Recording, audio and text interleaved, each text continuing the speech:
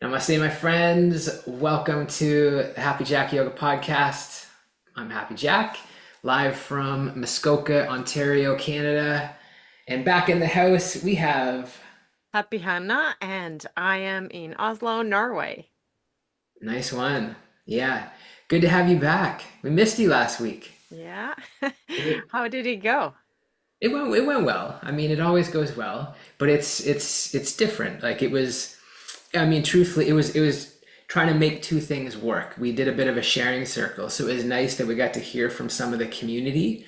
But then always in the back of my mind, I'm thinking this is a podcast, so it's just a different intention than a sharing circle. So I think it was nice. We made it work, but it's nice to have our co-host back in the saddle and ready to go again. Yeah, thank you. It's good to be back. Yeah.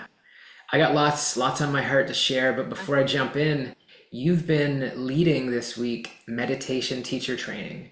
This is, I mean, one of our most popular courses that we offer. It's been around for, I don't know, 4 years or something like that now, and it's interesting. Some people come to yoga asana and then they discover meditation. Some people might come for meditation because they hear how it helps with stress, and then they discover yoga. But it's definitely a sister practice of yoga asana, and a beautiful to be able to engage in it. Do you want to share a little bit what's happening this week? How is it going? And what's on your heart? Yeah, well, the meditation training is beautiful and it's a great reminder to all of us. And I feel like we talk a lot about like micro moments in meditation because not Yeah. everyone has a practice of sitting still or like whatever we might think that meditation is. I think in this training we'll discover how there's so many ways to meditate and there is even micro moments of meditation in our lives that really shift our energy and our focus and the way we operate in our worlds. So that's beautiful. What do you mean? What do you mean by like a micro moment of meditation? You mean like is do you mean by that term that it's really just a short period because it's hard to be able to sit and truly be in meditation for like 10 or 20 minutes? Is that what you mean? When I say micro moment, I think of it um, as a moment right here, right now, where you're fully present. And when we like we know that meditation has a positive impact on us, and sometimes we assume that it needs to take hours or longer periods of time in order to have a good impact on us. But I think that it happens in in the daily, in little moments, not just when we isolate ourselves. Like that is great too if we can do that, but not everyone can. And if we learn how to meditate, we can do short little moments of presence where we kind of tap back into a deeper sense of truth and kind of like this moment becomes more alive because we're fully right here, right now, available for life force to come to us or come through us. Mm, And it ties really beautifully into the next training that I'm creating right now, which is the circle or sacred circle facilitation sharing training. circle facilitation, yeah. Yeah, it has many names because it's something that we've been doing for years, and we've never created a training around what that really means to lead a sharing circle. And one of the kind of the key principles that I speak about in the training is that, we bring to circle, we bring to any encounter the energy that we are. In that if I'm stressed, then that's the space I will create. And if I'm I don't know, name any state of being, then that's how I contribute to this. That's it's not always conscious to us how what we bring to each Mhm. other. And especially in the circles, it's as a facilitator, um, we'll take some time to look at what that really means. And shifts happen in moments right here, right now. Not later tonight when we meditate and we turn off lights and plug out of the world. It's right here in this micro moment because the Mm, reality is built up of moments and it happens moment by moment right here. So if it's yeah. always in the future or in the past, then we're not fully present right here. So that's how I think of it. I love that. A couple things come to mind as you share that. First, I feel like I had one of those moments. I don't feel like, I know I had one of those moments last night.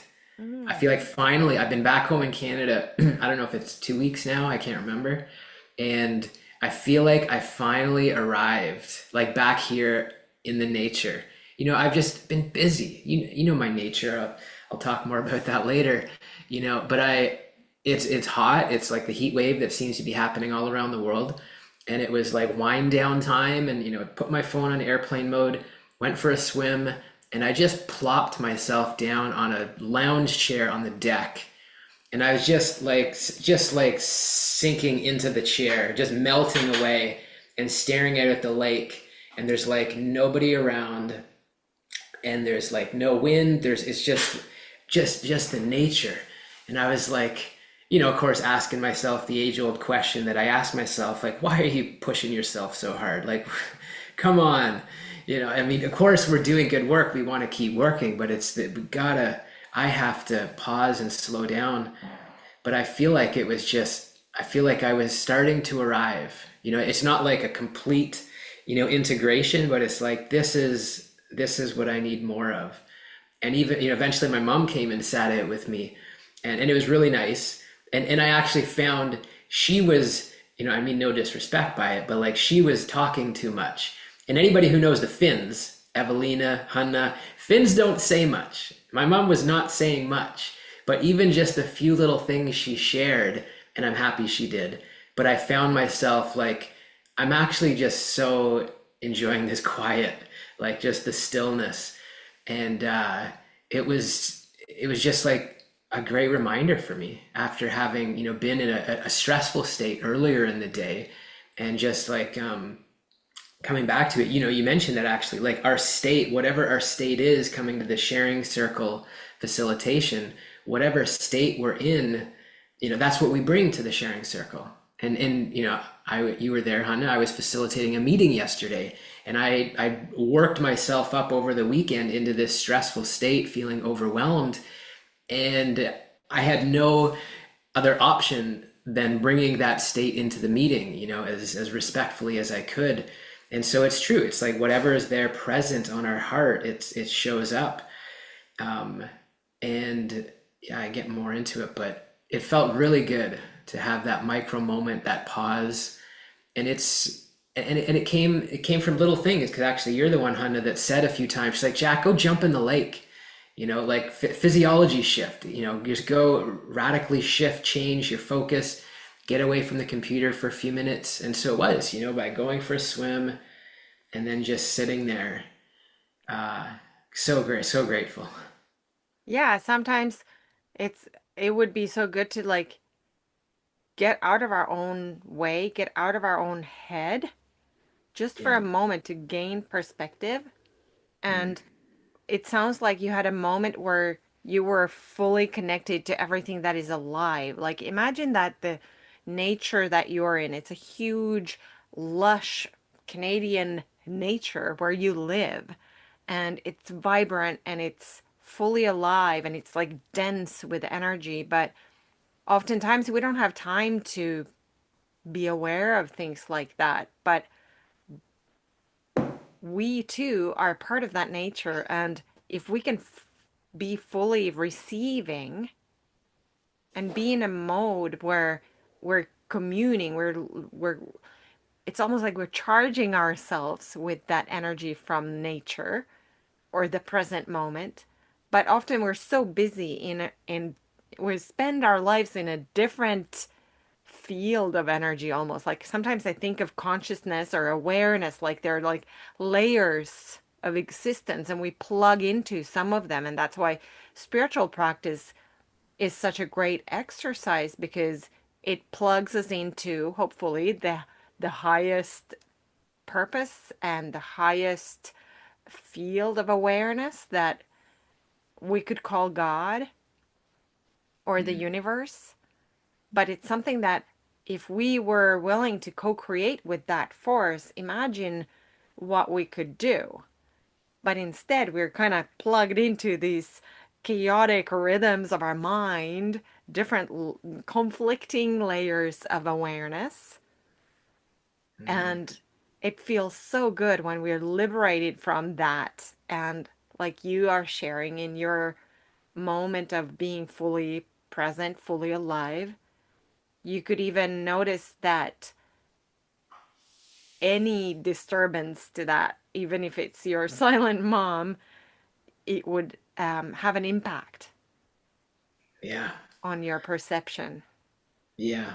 Yeah. It was such a gift. It was such a, it's like this, one of the qualities of yoga, of bhakti yoga, is surrender. And sometimes we hear that word and we think like, oh, that means giving up, throw your arms in the air and giving up. But that's not what it is. It's, as you said, kind of surrendering to the divine flow of the universe, of God, whatever word we choose, and and coming into a co-creation. Because I've noticed, and you know it, you see it from the outside, but I have this need to, make things, work hard and make things be a certain way, and it comes from effort and hard work, and that can serve at times.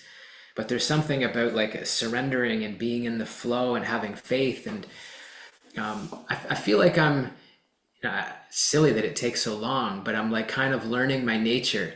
A few years ago, our friend Mars, who some of you know, a few years ago, our friend Mars was telling me about the Enneagram. I'm just seeing if anybody nods their head, if anybody's heard of the Enneagram. Oh, some of you guys haven't. Cool. Oh, Rita has. And so it's like, okay, I hear he's talking about it. I got enough stuff to read at Harvard. I don't have time right now, but it kind of planted a seed. And then, the last year, my therapist, Dunya, has also been saying, you should consider checking out the Enneagram, and again, it just kind of seeds planted, but I'm like, I got enough books to read at school. And then even recently, she's like, when you do it, she's like, I'm sure I know who you are. Because obviously she's gotten to know me. She's like, I know what your type is, but I'm not going to say because I want you to discover it for yourself.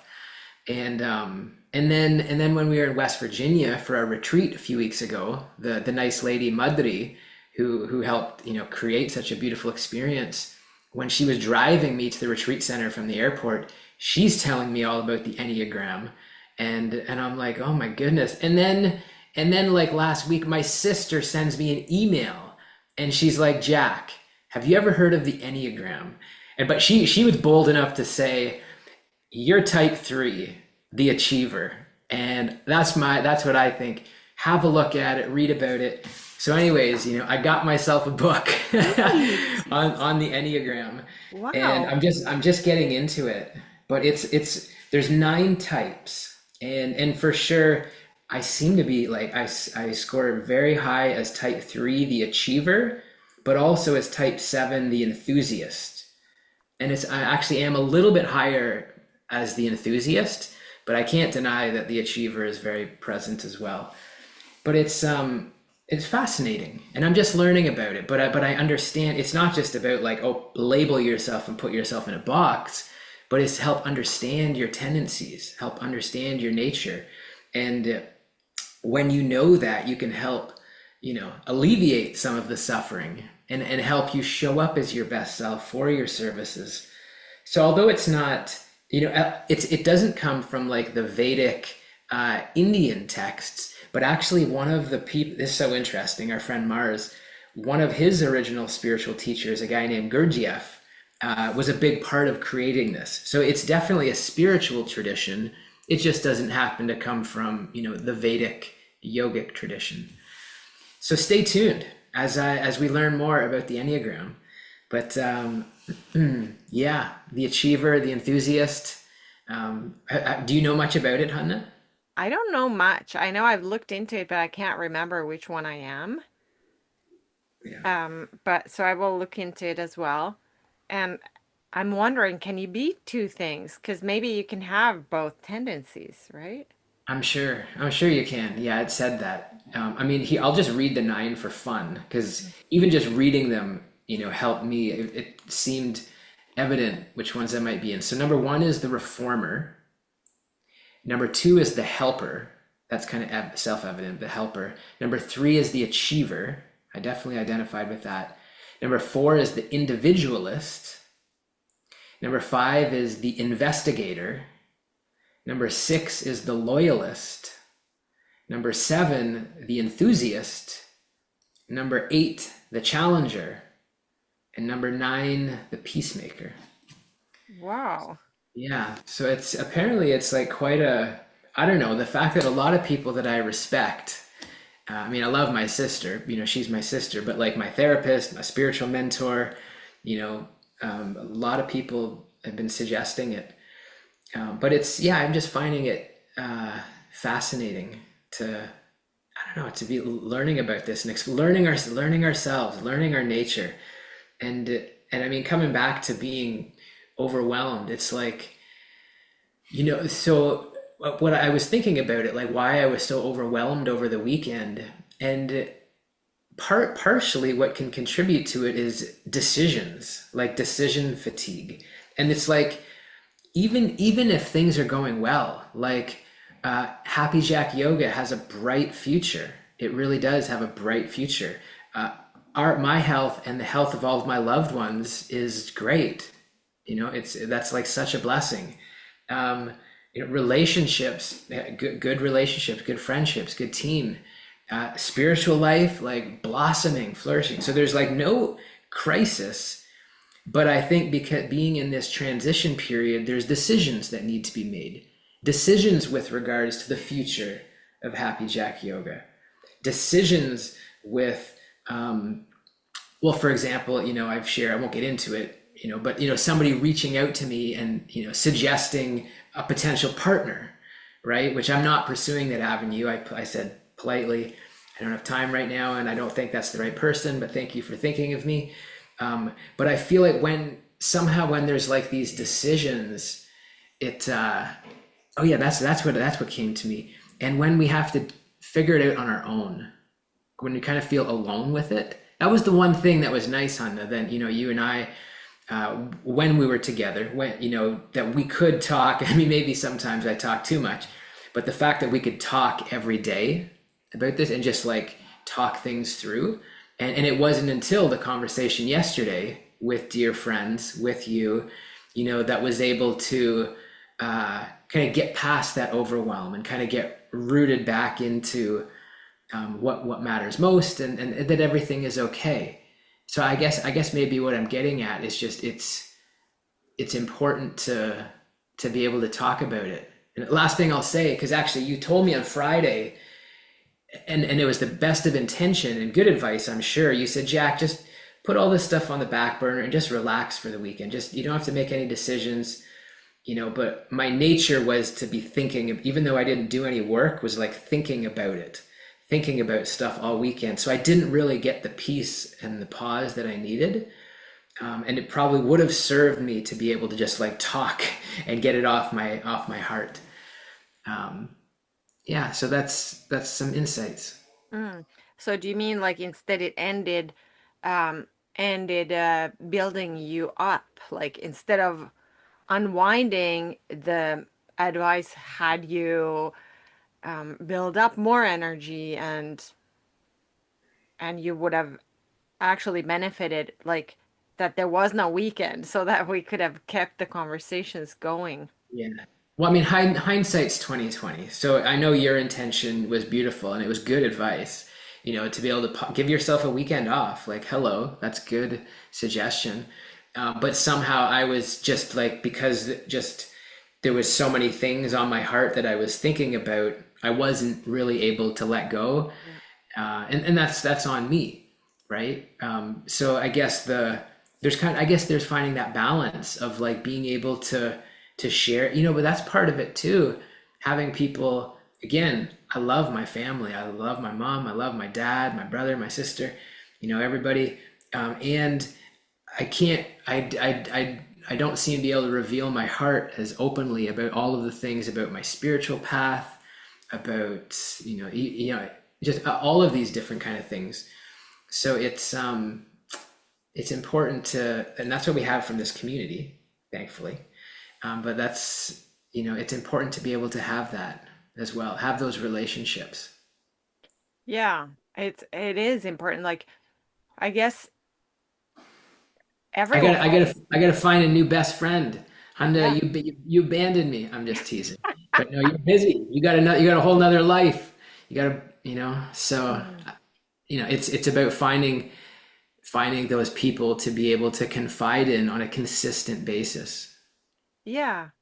And I mean, everyone loves their family, and though it might not be like the nature of that relationship might be different. Like some people are so lucky that they have a twin sister or brother or something and they can share absolutely everything with them. But also, I think that by nature, we have different types of relationships that are outside of the family and that, almost like our chosen family that has, and I know you have that, but that's how I think about it. It's not about not loving one's own family, but it's just the relationships are deep with our family too and are irreplaceable, but it's not exactly the same as meaningful relationships that we build over time.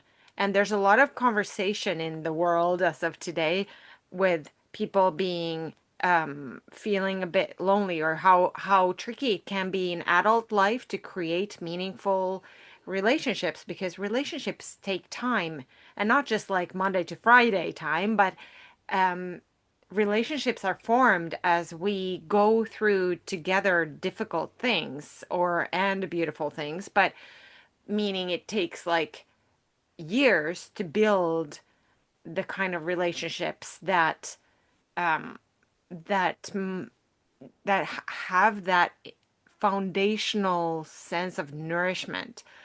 Like I think of some of my best friends, I know them since my maybe when I was a teenager or early 20s or even pregnancy times, like when you go through transformation together with someone, because of that shared experience. We see that a lot in our 200-hour teacher trainings where people go through together something transformative and that alters the nature of that relationship.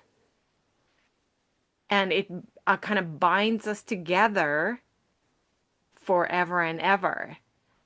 And those kind of things take more than just, maybe meeting once a week at a gym.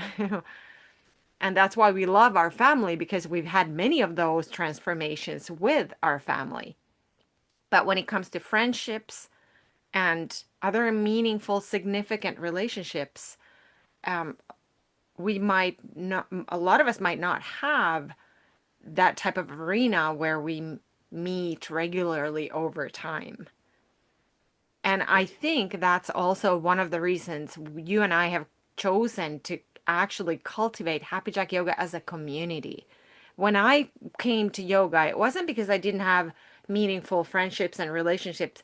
Yes, I did, but I was looking for an even deeper kind of platform of seekers, friends who would have curiosity towards the universe and I found that through yoga.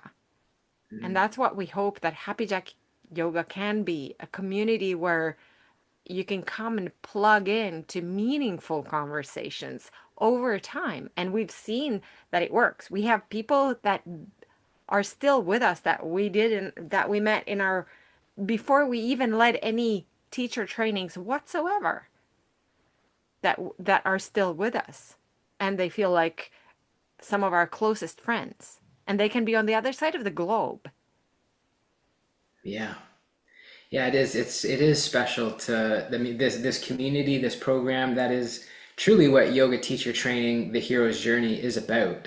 We think it's getting a certification, which you do receive, or learning philosophy and anatomy and hands-on assisting, which we do, but it's like facing, I mean, kind of this little mini crisis that I am navigating right now, and that all of us navigate little mini crises throughout our lives. It's like that's what we get to bring to the 200-hour hero's journey. So it's like it's not, oh, wait until life is smooth and everything's taken care of and you got extra time on your hands and then do yoga teacher training. It's more like actually that when things are falling apart and burning to the ground, that's a perfect time to get signed up, get connected to a community, and to do this work. And whether it's yoga teacher training or finding the resources, the community, the people that we can confide in and open our hearts, it's, I mean, I don't know, this podcast is turning into a bit of, therapy for me, the therapeutic experience for me as facilitator. And we do have some cool guests that we'll be bringing on as well. So it's not all about that, but I think it's helpful to be able to come on and have a space to share, to be real, and to open up. Yeah, and I love that, like what you just said about joining a training or this podcast for that matter. Like nobody needs to be perfect. Life doesn't have to be perfect in order for you to wanting to have more depth and different kinds of friendships or joining a training. Like the less perfect you are, the better it is. If we all had to wait till like the kids have grown up and our finances are just blooming and there's no issues in the society, if we had to wait for that long to finally plug into each other and connect, we'd be navigating quite a lonely life. And oftentimes we have people connect with us and they email us like, I'd love to take a teacher training, but I can't right now because I'm navigating a life transition, a divorce, or I'm working too much. Well, we always think that's exactly when you need this the most. Mm. That's when you need people who hold space for you as you navigate and give you the opportunity for you to look inside and look at the different perspectives. Yeah.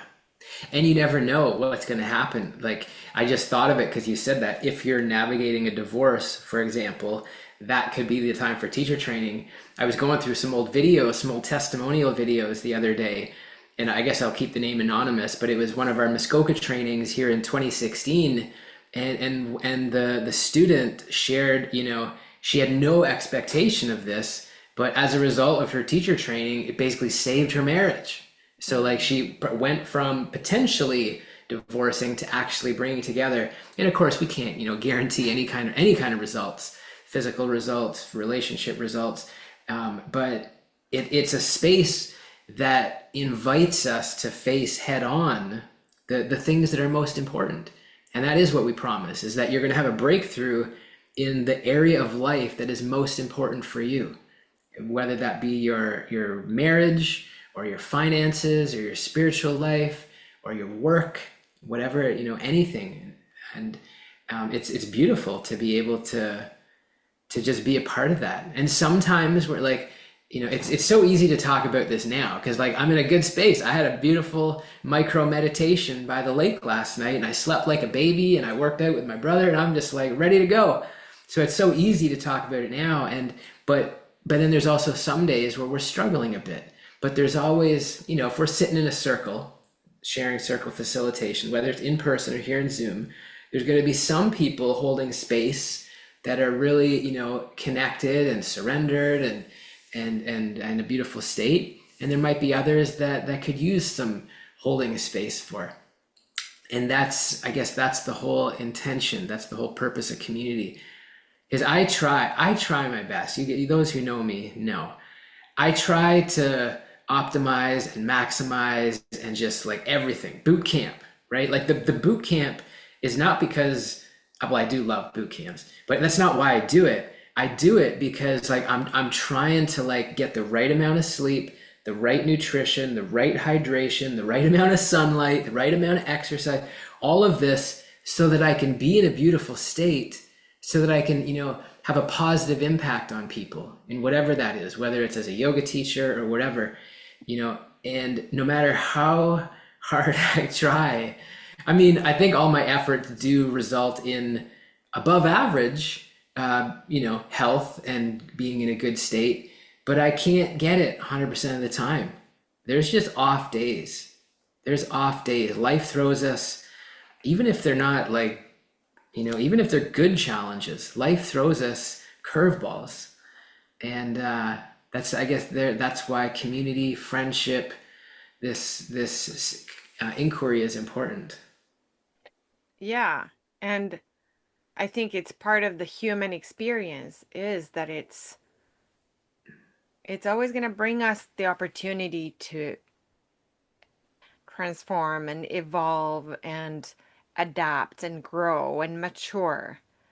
And it's not always like when my husband died, I realized, okay, so this was a massive curveball, and I kind of didn't love the idea that he had to die in order for me to learn something. So it didn't sound like a good deal to me to say like, well, lessons, come in the form of challenges, but they do mature us. And so if just like we said earlier through friendship too, like it depends when we navigate difficult things together. And so that's how we mature is and we talked about this on another call with Mars when we said that there's a purpose in pain. And in Happy Jack Yoga, our mission speaks to pain, speaks to how we look to transform pain into presence. Presence is the micro meditation you had last night. You Mm, know, presence is when we're fully kind of in a body that is regulated, a heart that is beating and open, and willing to receive what is here, whether it's pain or pleasure. Pleasure sometimes is also hard to receive, mm, right? And so the purpose of you not always nailing things, even if you have a boot camp system, is completely understandable. And it would be lying and it would be not a great example to set for anyone if you always said, well, I have my boot camp, hence I can always rock everything. That would mm, be a lie because that's not how life works and everybody knows it, whether we have this vocabulary for it or not. If it's not authentic, we can sniff it. mm. And that's why it's great that there is things that you're willing to do to to be your best self and things that are deeply meaningful to you, like all of the things that you do. That's there's nothing wrong or false about that. But if you were a robot and it would always have the same impact and the same result, then we could say, well, why can't we all just bypass all the difficulties in life so nobody has no pain? Then that would be a reality that isn't what that would correspond with most people's experience of life and themselves and their own path as we evolve. Yeah. Yeah. I'm just thinking, as I'm hearing you use these terms, I'm sure I'm not inventing this. I'm sure this has been thought of, but like I'm thinking of these two dualities of pain and pleasure, right? We're doing everything we can to avoid pain and to gain pleasure. That's just like the human nature. And then but then the word you used kind of right in the middle that we ought to be cultivating is presence. So instead of like seeking the pleasure or avoiding the pain, like actually neither of those, that is samatvam, this evenness, right? It's just like presence. And in presence, sometimes presence will be pleasurable and sometimes it will be painful. But it's like we're seeking the presence. This is, I'm sure this is like a foundational of the teachings of Buddhism and yoga. And I don't know, somehow it just kind of clicked for Mm. me. I love that it clicked for you because that's exactly what I want to and try to articulate. And I love how they all start with a P. Yeah.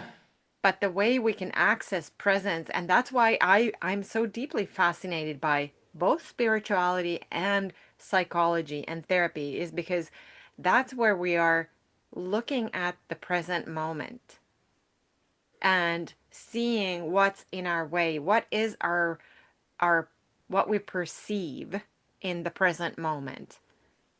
And if we could meet that with mm, curiosity rather than trying to avoid or wiggle our way towards what we think would be better than what is, Mm, that's what I think all of this practice is all about is how can I be present to what life is and what life has to teach me and offer me, and how I can be useful to life, to the universe, to God, to you, to this community, to every interaction, to myself even.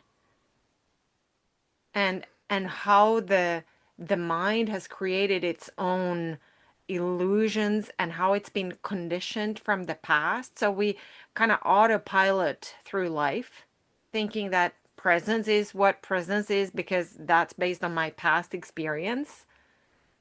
That's not being fully present if I'm just kind of autopiloting through life.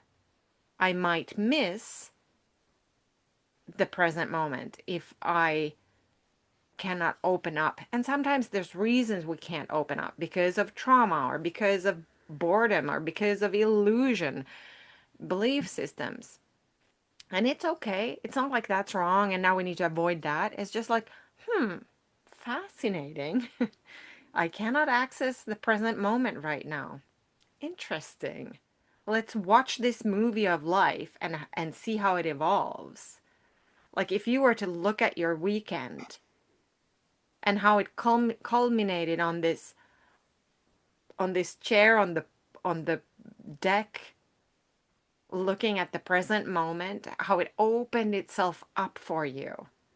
mm, That's a miracle to me mm, because that's where something shifts. It's a pivotal moment. mm. You're having an insight. It's I never get tired of um, this evolving, precious present moment. So two questions. What does the practice look like to bring us into the present moment? And how long does it take?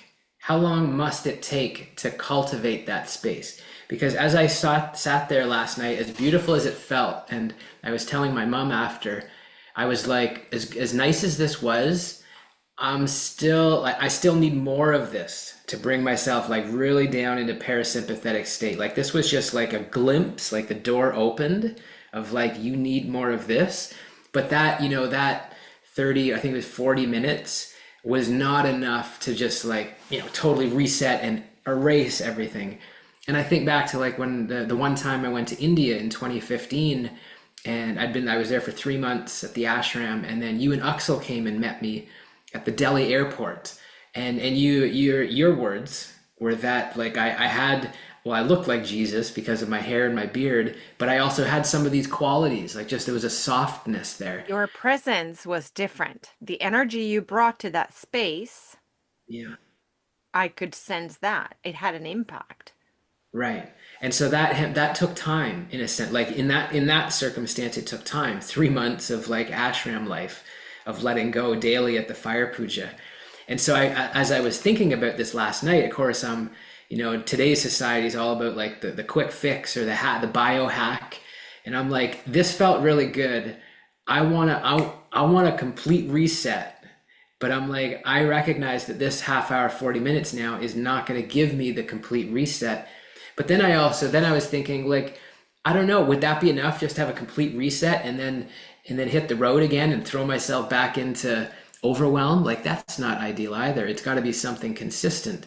So then now I'm thinking like, what is it? Because I'll be traveling tomorrow. I'll be actually be traveling for a few weeks.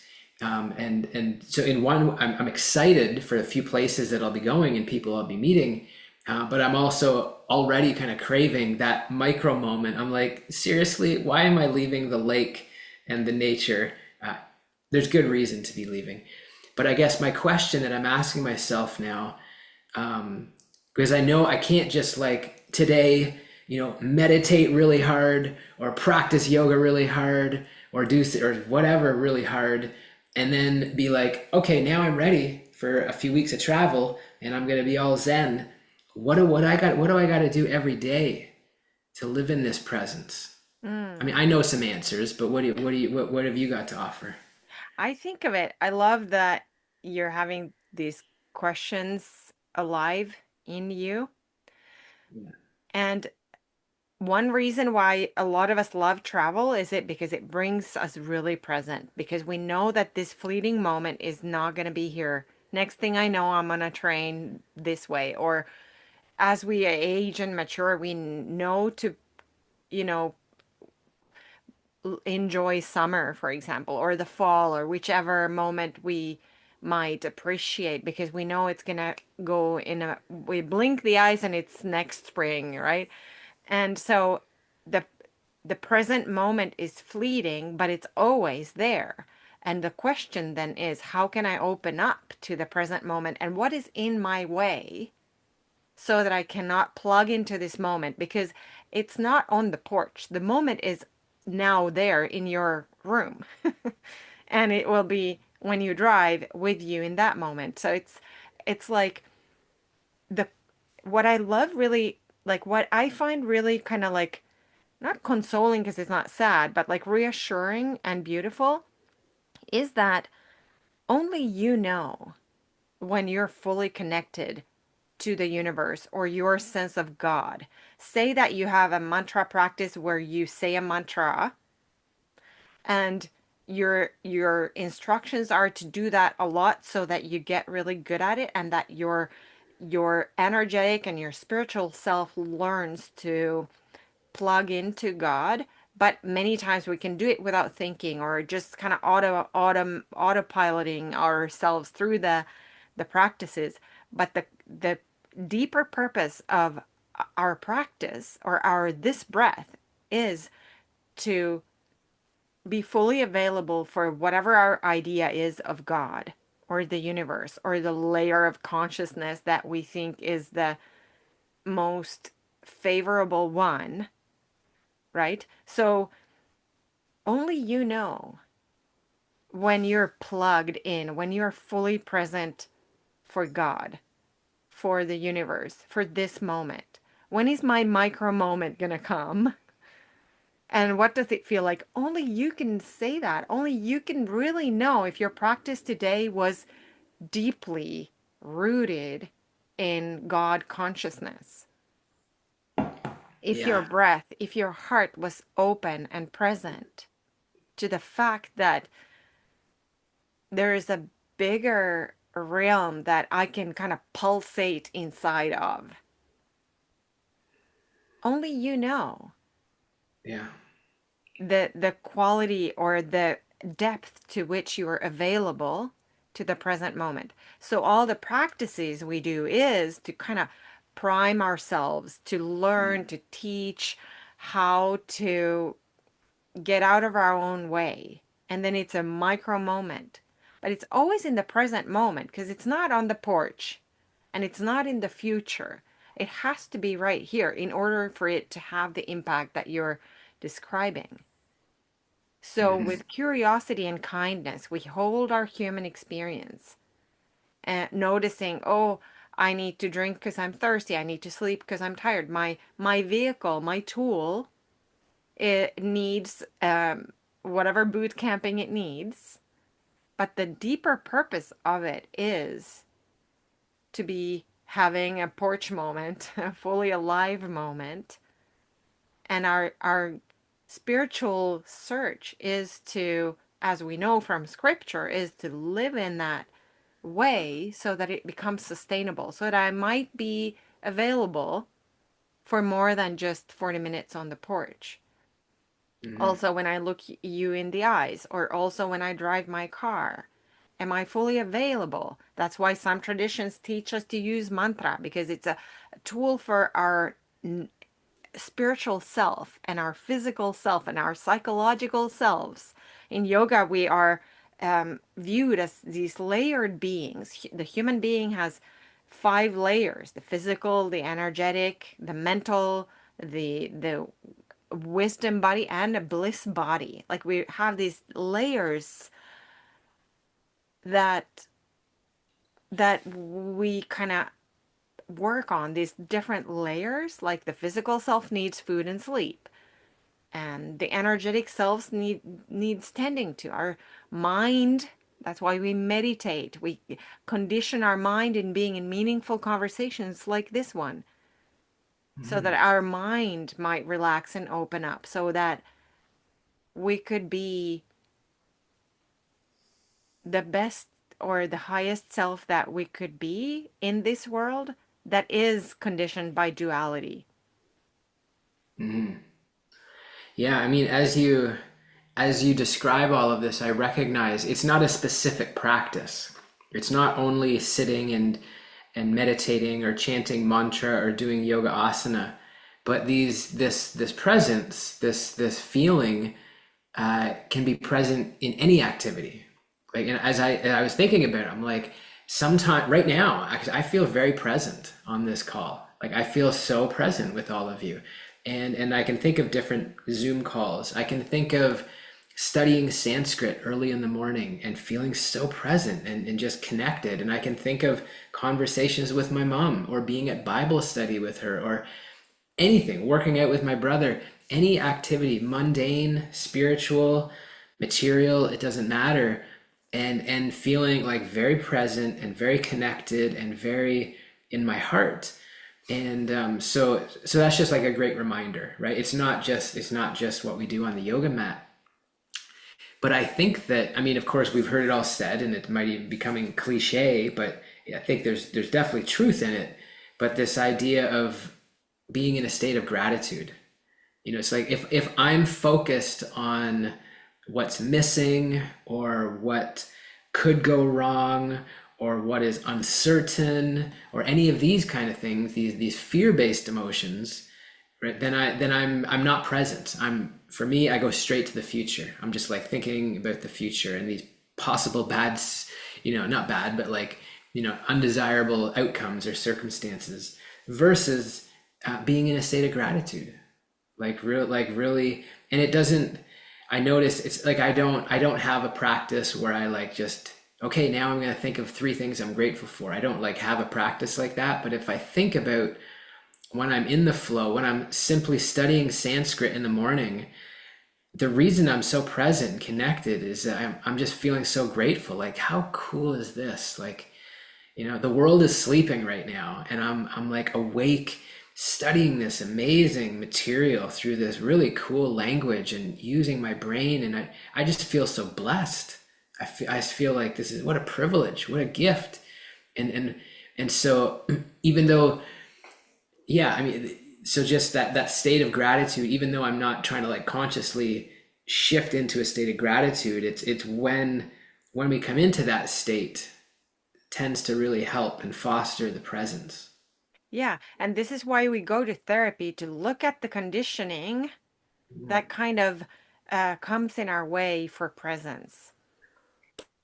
And so when you are describing all the fear-based kind of models that um, jump and hijack our systems, it has a purpose too, right? It's good to know that, um, you know, life is complex. We're complex beings.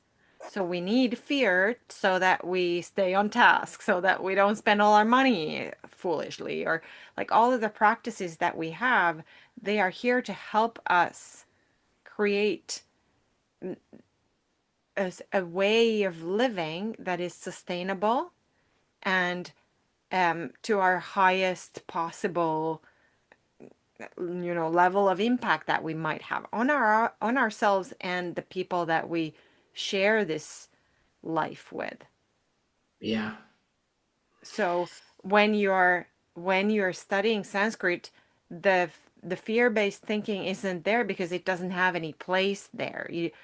Or some one morning you might show up and you're like, whoops, I don't have time, and then some other thinking takes place instead, and you don't need to judge it. You can say like, isn't that fascinating? Today my mind decided to jump to these kinds of conclusions. Okay. It doesn't I mean wish I could anything. say, "Oh, isn't that fascinating?" You can. I jumped to, "Damn it, come on, I had a plan." Hmm. No, but it's, and you mentioned the importance of therapy. My therapist is on holidays for the whole month of July, so I'm like, July might just be a total train wreck, my friends. No, I'm just kidding. I'll figure it out. She sent me a WhatsApp message just yesterday. I was asking her for some words of wisdom about, preparing for some upcoming events, and she said, "I invite you to soften your heart as much as possible around the experience, and to allow these remarkable, beautiful experiences mark themselves in your psyche." I won't go into the whole message, but just Oh, this wow. idea of softening your heart. Again, she wanted me to discover for myself, so she didn't say, "Jack, I think you're the achiever, or I think you're the enthusiast," but she recognizes, and this is what we're talking about, right? It is a softening of the heart. It is. And when an insight comes from you, it has more power than if it comes from outside of you. That's why a therapist will never do that for you. Because when you have the insight, that's what, Versus a sister is will happily do it for you. This is who you are. Read this. Hello. A therapist won't do that. I see. yeah. And that's why it's so we all do that. We're all that sister to each other. It's so easy to see in the other people what they do and what they don't do. Mm, And how about ourselves? How about what does that say about me? That I yeah. have the need to tell you or fix you or right? That's the opportunity we have Mm, is to open our hearts and soften our hearts and say, isn't that fascinating that I might have the urge to want to tell you instead of letting you have your insight and yeah. me looking for mine. Yeah. And that is a big part of what this community is about, right? That we really set, just from the beginning, of set that standard. There's no coaching, there's no therapizing, there's no telling others what to do. Just purely being in our own inquiry, sharing our hearts, but not coaching or fixing others. But this is what a beautiful conversation. I think we're going to wrap just a few minutes early because we've got another meeting on the hour, just so we have a moment. But this is yeah, I'm happy to have you back, Hanna. Missed you. Actually, as I reflected, we did have a pretty awesome conversation last week. We got into the mission of Happy Jack Yoga, so that aspect was very beautiful. Um, but I appreciate just being able to be in here and secretly having a co-host, co-founder who is a therapist. Very helpful. So tip to everybody out there: if you're ever looking for a business partner, find somebody who's a therapist. There's a perk there. Especially if they're your ex-wife and they know you really well, then it's like all kinds of value that you can receive. That. um, but thank you so much, Hannah. We're back again next week. But let's, friends, wishing you an amazing rest of the day. Namaste. Namaste.